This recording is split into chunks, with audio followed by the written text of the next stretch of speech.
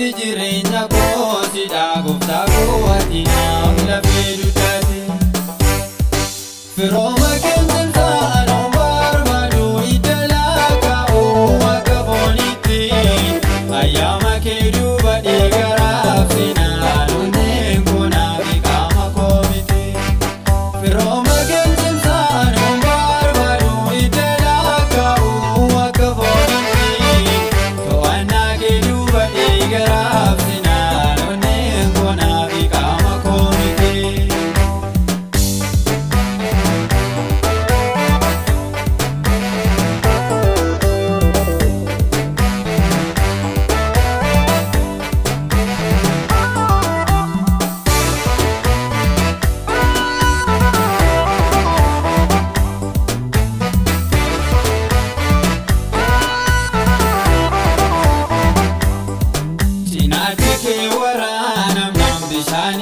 Dhimmi keessa lola'e siif garuu miitu du'aate inni naaf immoo jireenya ta'e. Anoo baddii keelol qabaa yoo namni beekamtii na gaafate waraansan du'aaf shaakkamee si dhiigaa laatee na hambifate.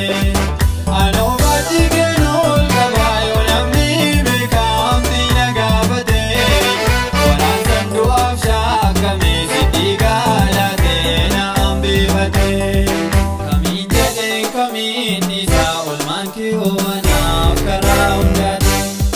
Gidduu galeessi jireenya koo si dhaagoftaa koo ati naaf lafee duddaate.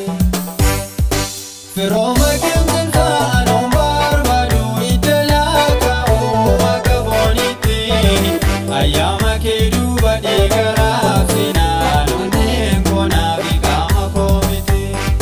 Firooma keenyan taa'anoo barbaadu idalaa kaa'uu akka foonitti to'annaa kee duuba dhiigaraaf sinaan onneen koo naaf qaama koo miti.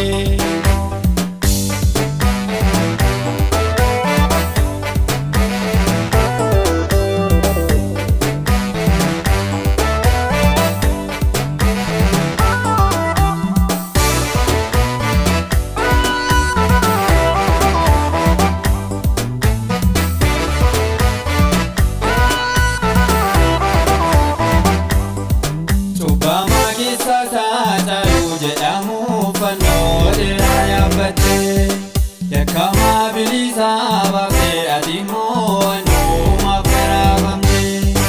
Utuu si qoode koonduune waa'ee koo seenaan hin caqafamu sababii keetiifaan olee galmee baadhiisaa irratti caafamu. Utuu si qoode koonduune waa'ee koo seenaan hin caqafamu sababii keetiifaan olee galmee baadhiisaa irratti caafamu. Kamiin jedhee kamiin isaa olmaan kee oomanaaf karaa hundaati. Gidduu galeessi jireenya koo si dhaagoftaa koo ati naaf lafee duddaate.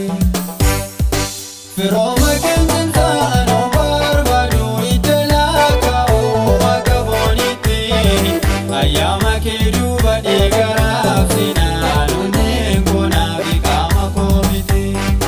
Firooma keenyan taa'anoo barbaadu idalaa kaa'uu akka foonitti to'annaa kee duuba dhiigaraaf sinaan onneen koo naaf qaama koo miti.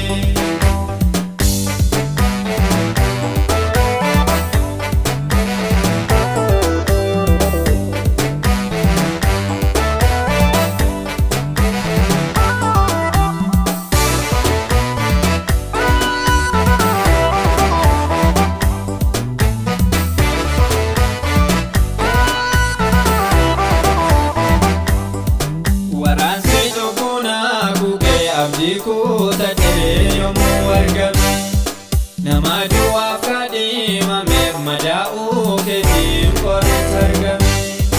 Wallaansi baay'een dadhabee kan namni narraatti wal gaafate gatiisaa fannoo kee dhumnaan dhibeen koo sibiilatti mul'ate. Wallaansi baay'een dadhabee kan namni narraatti wal gaafate